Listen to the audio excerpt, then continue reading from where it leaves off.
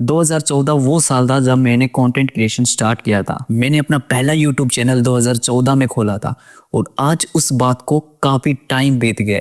और जब मैंने अपना यूट्यूब चैनल खोला था उस टाइम मेरे पास में फ़ोन था एक कार्बन का। और उस टाइम मैं ये सोचता था कि मेरे पास में एक अच्छा कैमरा हो, एक अच्छा फ़ोन हो, एक अच्छा लैपटॉप हो, तो मैं अच्छी अच्छी वीडियोस क्वालिटी के अंदर बनाऊं और अपने चैनल को ग्रो करूं। तो उस टाइम तो मैं वो चीज़ें नहीं खरीद पाया और आज देखो 2025 आ गया है, यानी कि मुझे काफ़ी टाइम हो गया है यूट्यूब पे वीडियोस बनाते हुए। देखो इस पूरी जर्नी के अंदर है ना, मैंने काफ़ी फ़ोन चेंज किए, काफ़ी चीज़ें नई खरीदी और अपने यूट्यूब चैनल के ऊपर काम किया। और इस दौरान मैंने काफ़ी यूट्यूब चैनल क्रिएट किए और काफ़ी चैनल्स मैंने ग्रो किए। लेकिन आज जो मेरा यूट्यूब चैनल है ये ग्रो नहीं किया हुआ, इस पे ऑलमोस्ट 300 सब्सक्राइबर ही है। और एक चीज़, मेरे पास में अब बहुत सारी चीज़ें हैं जिनसे मैं एक अच्छा कंटेंट प्रोड्यूस कर सकता हूँ, कंटेंट बना सकता हूँ, रिकॉर्ड कर सकता हूँ, सब चीज़ मेरे पास में टॉप नॉच है। लेकिन अब मैं वीडियोस बनाता ही नहीं। तो इसके पीछे बहुत सारे रीज़न है। मैं आज आपको बताने वाला हूँ कि 2024 तक मैंने क्या क्या चीज़ें खरीदी अपने YouTube चैनल को ग्रो करने के लिए, एक अच्छा कंटेंट बनाने के लिए, कितने पैसे मैंने आज तक लगा दिए हैं अपने YouTube चैनल के लिए। देखते हैं। दूसरी साइड मैंने अपने टेबल के ऊपर मैंने काफ़ी सारी एसेसरीज, काफ़ी सारी चीज़ें रख रखी है जो मेरे पास में इस टाइम मौजूद है और उन सभी का मैंने प्राइस है वो सब चीज़ लिख के रखा हुआ है। तो हर एक चीज़ के बारे में आपको बताऊंगा। अगर आपको जानना है कि मैंने इतने सालों के अंदर क्या क्या इन्वेस्ट किया अपने इस यूट्यूब चैनल के लिए, तो इस वीडियो को पूरा देखना। जो मैंने सबसे पहली चीज़ खरीदी थी वो था मेरा पीसी, लेकिन वो अभी मेरे पास में नहीं है क्योंकि वो मेरे घर पे पड़ा हुआ है। लेकिन उसके बाद में जो मैंने सेकेंड चीज़ खरीदी थी वो है ये माइक। ये माउनो का AU902 फेरी लाइट माइक्रोफोन और ये मुझे मिला था 4500 रुपये के अंदर अमेज़ोन के ऊपर। और ये मेरा फर्स्ट माइक्रोफोन था, लेकिन अभी ये ख़राब हो गया है। इसके अंदर पता नहीं क्या प्रॉब्लम हो गई और इसका कोई वारंटी या फिर कोई रिपेयरिंग भी नहीं मिल रहा। तो ये मेरी पहली इन्वेस्टमेंट थी अपने यूट्यूब चैनल के लिए। और इस माइक के बाद में जो मैंने सेकेंड इन्वेस्टमेंट की थी वो था मेरा लैपटॉप। और लैपटॉप मेरे लिए इसलिए इम्पोर्टेंट था क्योंकि जो मेरा पीसी था ना, उसके ऊपर अगर मैं थोड़ा सा भी लोड वाला काम कर लेता था तो उसका जो फ़ैन है वो बहुत ही ज़्यादा स्पीड के अंदर घूमने लग जाता था और नॉइज़ बहुत ज़्यादा रिकॉर्ड होती थी माइक के अंदर। तो ऑडियो की क्वालिटी में मुझे इशू फिर भी रहता था, इसलिए फिर मैंने अपने एक लैपटॉप खरीदा। और दूसरा ये चीज़ कि मुझे अपने घर से थोड़ा दूर कहीं जाना था और अपना मैं पीसी तो उठा के नहीं लेके जा सकता था। इस वजह से मुझे एक लैपटॉप चाहिए था जिसको मैं अपने साथ में रख सकूं और अपनी यूट्यूब वीडियोस को मैं बनाते रहूं, उनको बंद ना करूं। लेकिन ऐसा हुआ नहीं। मैंने अपना यूट्यूब चैनल बहुत पहले ही बंद कर दिया था और आपको पता ही है इस चैनल का भी क्या हाल है, मैं कितनी वीडियोस इस चैनल के ऊपर डालता हूँ। अब चलते हैं लैपटॉप के ऊपर। ये जो पीछे लैपटॉप पड़ा है ये मैं आपको अभी दिखा दूंगा वीडियो के अंदर। ये है Asus का टफ A15 गेमिंग लैपटॉप और ये लैपटॉप मुझे पड़ा था 75,000 रुपये के अंदर। ये भी मैंने अपनी अर्निंग से ही खरीदा था। मेरा बजट तो 30,000 का था, लेकिन कुछ ऐसा हुआ कि मैंने उस टाइम काफ़ी पैसे अर्न कर लिए तो मैंने ये लैपटॉप खरीद लिया था। देखो मैं ना एक एक अमाउंट को कैलकुलेट तो नहीं कर पाऊंगा, इसलिए मैं आपको लास्ट में सारी कैलकुलेट करके बता दूंगा कि सारा मैंने कितना खर्च कर दिया 2024 तक अपनी YouTube जर्नी के लिए। लैपटॉप के बाद में मैंने खरीदा था एक iPhone SE1 जो कि मुझे पड़ा था 5500 रुपये के अंदर और वो मेरे घर पे पड़ा हुआ है और बढ़िया चल रहा है। उस फ़ोन के बाद में मैंने खरीदा था iPhone XS और XS के बाद में मैंने खरीदा था अपना iPhone 12 मिनी। ये जो आप मेरे हाथ में iPhone देख रहे हैं ये है iPhone 12 मिनी और इसको खरीदे हुए मुझे ऑलमोस्ट 3 से 4 साल हो गए हैं। और ये मैंने खरीदा था 42,500 रुपये में और ये बहुत ही ज़्यादा मतलब अमाउंट मुझे लगता है मैंने इसके ऊपर खर्च कर दिए। और ये मैंने इसलिए खरीदा था कि मुझे ना अच्छी अच्छी क्वालिटी के अंदर वीडियोस बनानी थी अपने यूट्यूब चैनल के लिए, लेकिन ऐसा मैंने कभी किया नहीं क्योंकि एक्सेस जो फ़ोन था वो भी मैंने वीडियोस बनाने के लिए खरीदा था। लेकिन उस फ़ोन को ख़रीदने के बाद में मैंने अपने यूट्यूब चैनल के ऊपर एक भी वीडियो शायद उससे रिकॉर्ड नहीं की होगी, अगर की भी होगी तो मुझे याद नहीं। यानी कि मैंने उस फ़ोन का बिल्कुल भी यूज़ नहीं किया अपने यूट्यूब चैनल के लिए। और ये फ़ोन भी मैंने सेम उसी रीज़न से ख़रीदा था कि मैं अपने यूट्यूब चैनल के ऊपर अच्छी अच्छी वीडियोस बनाऊंगा क्वालिटी वाली, क्योंकि आईफोन का जो कैमरा होता है वो काफ़ी अच्छा होता है तो वीडियोस जो है वो क्वालिटी में आएगी तो उससे काफ़ी बढ़िया रहेगा। तो उस वजह से मैंने इस फ़ोन के अंदर इन्वेस्ट किया था। तो ये भी एक इन्वेस्टमेंट रही मेरे लिए, क्योंकि मेरे लिए आईफोन का मतलब था बढ़िया कैमरा। आईफोन्स की काफ़ी सारी वीडियोस बनाई तो उससे मुझे काफ़ी अच्छा रिस्पॉन्स मिलना स्टार्ट हो गया। एंड उस टाइम मुझे लगा कि अब मुझे एक और इन्वेस्टमेंट करनी चाहिए, तो मैंने इन्वेस्ट किया एक कैमरे के अंदर। और अभी जो आप वीडियो देख रहे हो वो मैं इसी कैमरे से रिकॉर्ड कर रहा हूँ, जो मेरा पहला कैमरा है आज तक का। तो मैं आपको बता देता हूँ इस कैमरे के बारे में भी थोड़ा बहुत।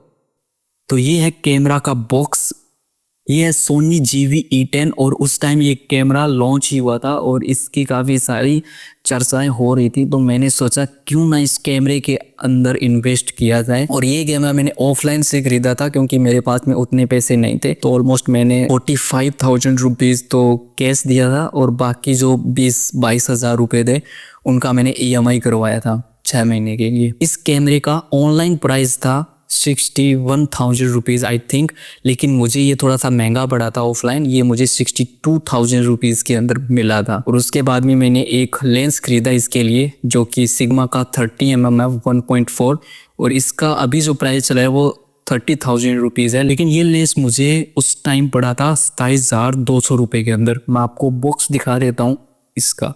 ये देखिए, ये जो बॉक्स है इसके अंदर मुझे ये लेंस मिला था और ये लेंस मुझे 27,200 रुपये का पड़ा था। और ये काफ़ी अच्छा लेंस है, मुझे लगा ये लेंस मेरे लिए परफेक्ट है। अभी तक मुझे ये सही लग रहा है। तो जो हमारी अगली इन्वेस्टमेंट है वो है ये है माइक का आर्म स्टैंड, और ये शायद 400-450 रुपये का मिला था या फिर 500 रुपये का होगा। उसके बाद में हम बात करते हैं इस चीज़ की। ये जो आप कंट्रोलर देख रहे हो ये है जेब्रोनिक्स का कंट्रोलर। और ये कंट्रोलर भी मैंने ऐसे ही नहीं खरीदा था, ये भी एक कहानी है। इसको भी मैंने कुछ रीजन से खरीदा था। और ऐसे मेरे पास में 2 कंट्रोलर हैं वायरलेस वाले, और एक कंट्रोलर मेरे पास में वायर वाला भी है। ये है मेरा एक पावर बैंक जो मैंने अपने आईफोन के लिए लिया था, क्योंकि इसकी जो बैटरी हेल्थ है वो बहुत कम हो गई है और अब मुझे कहीं जाना होता है तो ये स्विच ऑफ हो जाता है टाइम से ही। तो इसके लिए मुझे ये पावर बैंक खरीदना पड़ा और इसकी कॉस्ट थी 1,000 रुपीज़। ओके। और हाँ, मैंने कंट्रोलर के बारे में नहीं बताया। ये कंट्रोलर ऑलमोस्ट मुझे 4500 पता नहीं 4700 रुपये के अंदर दोनों मिल गए थे। और जो दूसरा कंट्रोलर मैं वायर वाले की बात कर रहा हूँ उसकी मैं वीडियो डाल दूंगा।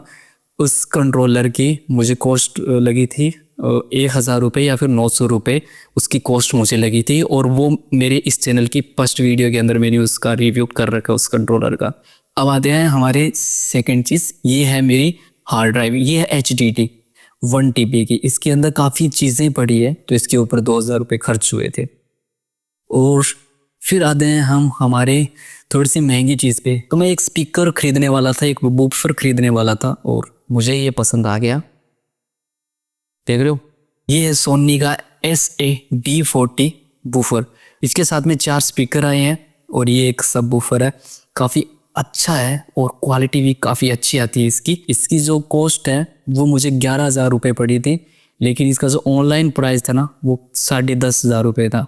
दुकान वाले ने हमें डिस्काउंट की जगह 500 रुपये का चूना लगा दिया। आई थिंक मैंने ऑलमोस्ट सारी चीज़ें क्लियर कर दी। हाँ, मैंने अपने लाइट्स के बारे में नहीं बताया अभी तक आपको। तो 1,500-2,000 रुपये मैंने लाइट्स पे खर्च कर दिए हैं। और उसके बाद में मैंने माउस का आपको बता दिया, लेकिन मेरे पास में एक RGB कीबोर्ड भी है जो कि मैंने काफ़ी टाइम पहले ख़रीदा था और वो मुझे पड़ा था 1,200-1,300 रुपये के अराउंड। ये जो कीबोर्ड देख रहे हो ये जेब्रोनिक्स का एक RGB कीबोर्ड है जो कि मुझे ऑलमोस्ट 1,600 रुपये का पड़ा था, लेकिन इसके साथ में जो माउस आया था वो मैंने अपने दोस्त को दे दिया। तो हम इसको 1,200 रुपये काउंट करते हैं। सिर्फ जो ये कीबोर्ड है इसकी जो कॉस्ट है उसको काउंट करते हैं, क्योंकि मैंने माउस अलग से ले लिया था और उसको हमने काउंट कर लिया। उसके बाद में मैं आपको दिखाता हूँ अपनी एक ये लाइट है, सनलाइट कह सकती हो, सनसेट वाला जो लैंप है वो कह सकते हो। काफ़ी अच्छी है, मैंने इससे काफ़ी सिनेमैटिक वीडियोस रिकॉर्ड की है और ये काफ़ी काम की चीज़ है। और ये 370 या फिर 400 रुपये की मुझे मिली थी। मीशो से मैंने इसको मंगाया था, वहाँ पे सबसे चीपेस्ट चीज़ें मिलती कम प्राइस में। अमेज़ोन पे ये 600 रुपये की मिल रही थी। ये एक USB हब, जब मैंने गेमिंग चैनल स्टार्ट किया था तो अपना जो कैमरा, कीबोर्ड, माउस और अपने 4 कंट्रोलर इसके ऊपर कनेक्ट करता था लैपटॉप के, तो इसके इतने पोर्ट नहीं है। इसके लिए एक मैंने ये USB हब भी खरीदा था, जेब्रोनिक्स का है ये 3.0, पता नहीं 3.2 है बट 3 पॉइंट कुछ है। और ये मुझे ऑलमोस्ट ₹450 पता नहीं ₹400 के आसपास पड़ा था। तो ऐसे करके मतलब काफ़ी चीज़ें खरीद ली, बट मैंने इन चीज़ों का कभी काम में नहीं लिया। ट्राइपॉड, हाँ एक चीज़ और, ये जो कैमरा जिसके ऊपर लगा हुआ है, इसका जो ये ट्राइपॉड है ये काउंट करना भूल गया। ये ₹1200 का है। ये कोडक का है 911, पता नहीं कौन सा मॉडल है, बट ये मुझे ₹1200 का मिला था। अमेजोन से मैंने इसको खरीदा था। यहाँ पे एक लिस्ट बनी हुई है जिसके अंदर मैंने सारी चीज़ें पहले लिख ली थी कि कौन कौन सी चीज़ है और कितने की पड़ी थी। तो अब मैं आपको पूरा जो प्राइस है, मतलब कितना खर्चा हो गया है मेरी इस यूट्यूब जर्नी के अंदर इतने सालों के अंदर। और हाँ, अभी मैं लिस्ट देख रहा था, उसमें एक चीज़ और मिसिंग थी जो मैंने लिख रखी है लेकिन आपको बताया नहीं। जिसके ऊपर ये जो टेबल मैं यूज़ कर रहा हूँ, जिसके ऊपर मेरा पूरा सेटअप लगा हुआ है अभी, ये मैंने खरीदा था यहाँ पे ₹4500 के अंदर। तो ये मैंने काउंट नहीं किया, ये भी काउंट कर लेते हैं क्योंकि ये भी मेरे काम की चीज़ है। तो इस पूरे सेटअप की जो कॉस्ट बनी है ना, वो बनी है ₹2,41,170। तो जो भी मेरे पास में अभी जो अवेलेबल जो चीज़ें थी उनकी जो कॉस्ट है वो ₹2,41,170 पड़ी है। और इतना खर्चा करने के बाद में मैं अपने यूट्यूब चैनल के ऊपर एक भी वीडियो नहीं बनाता, और लगभग जो चीज़ें मैंने खरीद रखी है वो सारी अपने यूट्यूब चैनल के लिए खरीद रखी थी। तो ये बहुत गलत चीज़ है यार, मुझे चैनल पर वीडियोस बनानी चाहिए। काफ़ी टाइम बाद मैंने इतनी लंबी वीडियो बनाई है, तो इस लंबी सी वीडियो के लिए एक लंबा सा कमेंट होना चाहिए, अच्छा कमेंट होना चाहिए यार, बुरा मत करना। अगर मैं रेगुलर वीडियोस बनाता हूँ तो आप लोग चैनल को सब्सक्राइब और वीडियो को लाइक ज़रूर कर देना। बस मिलते हैं नेक्स्ट वीडियो में, तब तक बाय।